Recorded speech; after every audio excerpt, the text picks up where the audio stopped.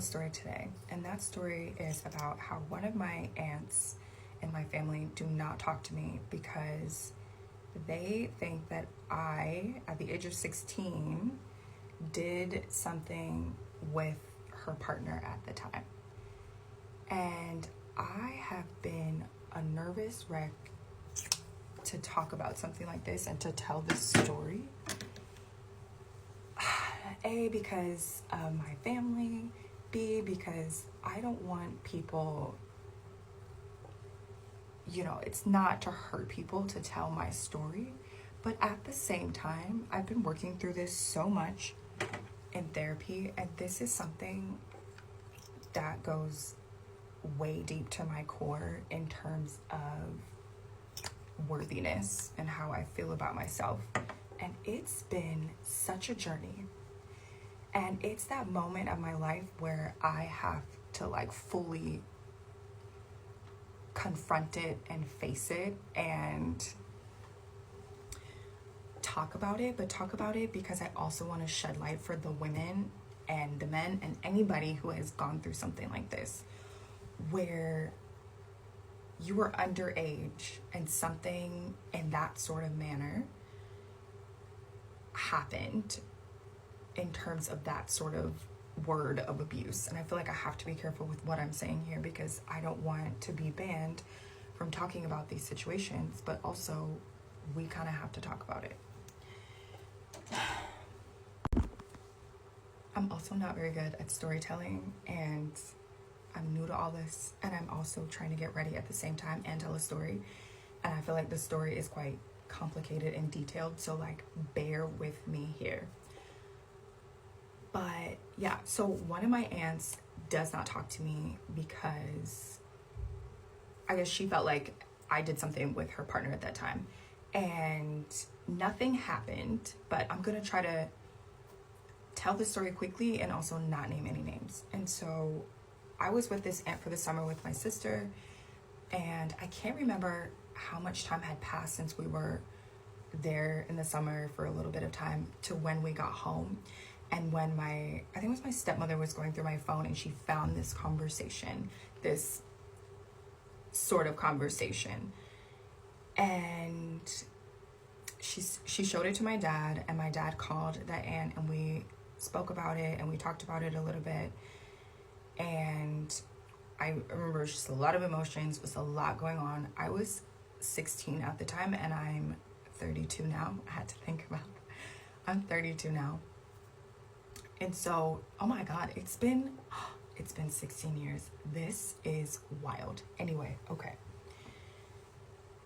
So yeah, my aunt was there for me. She was very kind and very nice and was like, I'm so sorry that this happened to you, blah, blah, blah, blah. And not blah, blah, blah, but she was very kind and it just felt safe, But then as the years have gone by, it's that mood and that assumption that I didn't do anything because I was a child was not that assumption anymore. And it boggles my mind because it was wait, but if it happened or if it was true, then that would make him, and you're okay with that? That's what you would like to hear. And I will just never forget how when I got older, I just realized that I really had to take the time and go back to that part of my life and understand how much feeling of I didn't matter, that I was unworthy. It just felt like love from my family was just cut off and gone. And you're like, but wait, that guy?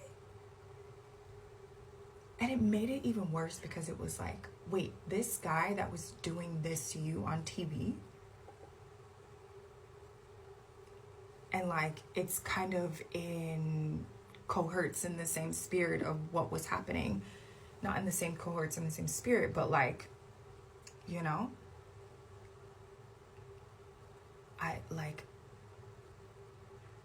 It's so painful. And I know that the ladies, the men, everybody who has experienced this sort of feeling when your family doesn't believe you, or when you're at an age where you shouldn't have been put in that situation to have to navigate it. And however you navigated was however you navigated it. And this is what I learned in therapy, is like how I navigated it and how I dealt with it was how I dealt with it. But the most important thing to understand is that I never should have been put in that spot in the first place. And I think that's the devastating part, is that you realize that you didn't ask for that. You know, I did not ask for that. No matter what, I didn't ask for that. So I'm just wondering what other people who have gone through this, how they decided to handle this sort of situation. How did you go about telling your truth? And how do you tell your truth in a way that honors you? And I think the reason why I'm addressing it now so much is because I'm getting older. And if I want to have kids, and especially if I want to have girls, like, I don't want to still be in that space and place and in that situation and just even having to deal with it, you know? And so next year I'm planning to go to the US, and I'm planning to like confront a lot of things, because my sister passed away. Like, I've just I fled the country because I was needing to save my own self and my own life. And when I say all of this, this is not a dig to my family member, because it's really sad that she also was put in that situation of having to deal and having to handle. That's not her. Like, I don't wish that upon anyone either. Do you know? There's sympathy there. But there's also so many other aspects of it when you're a child and you're like denied a voice. It's pretty much been like a lifelong battle for me. So it's been a journey, but I appreciate spaces like this where I feel like if I talk about it on social media, and I just felt like, I don't know, like, I just felt like TikTok was the space and the place to talk about it, and it felt right, and it just felt accepted in this community. And so if you've ever been that person, I just want to hear from you. I want to know that you're okay. I want to ask you what sort of work you've done for yourself to get better. Like, what sorts of things are you doing to make sure that you heal? And I'm so happy that I'm getting to a place where I'm healing, so that then I have the heart and the courage to go heal somebody else, that next person. And not only that, but my aunt as well, you know? So this has not been an easy journey, and I hope that I'm not annihilated on this platform. But I do just, I don't know, like, I love you all and thank you. And if you've ever been that person who's been silenced, like, so much love to you, and you're an amazing person. And don't let anybody, because that's easier said than done, but wait, I'm gonna go to part 2. Okay, I'm back, sorry.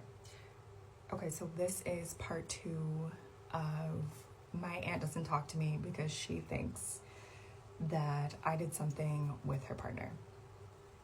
And if you watched part 1, you could probably understand what's happening. And like I said, it's really difficult to talk about because I just don't want to be